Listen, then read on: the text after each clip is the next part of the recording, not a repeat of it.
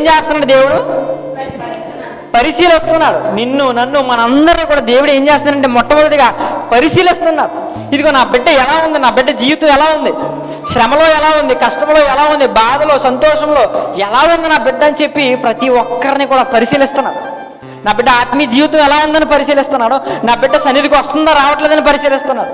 ఒంటరిగా ఉన్నప్పుడు ఎలా ఉంటుంది, నలుగురిలో ఉన్నప్పుడు ఎలా ఉంటుంది, ఆత్మీయ జీవితం ఎలా ఉంటుంది, రోజు రోజు నా కోసం ఏం చేస్తుందో నా బిడ్డ అని చెప్పి దేవుడు ఏం చేస్తున్నాడో తెలుసా?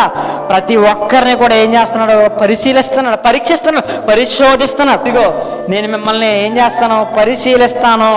ఫస్ట్గా ఆ మాట ఎందుకు రాయించాడు?